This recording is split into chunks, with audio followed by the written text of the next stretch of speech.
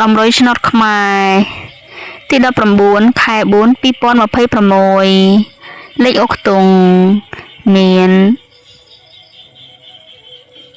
ខ្ទង់ខ្សែខ្ទង់20និងខ្ទង់ហោកលេខរងមាន49 20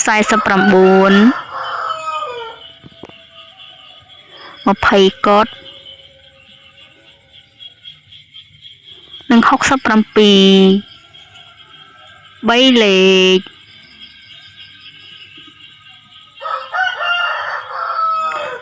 657និង894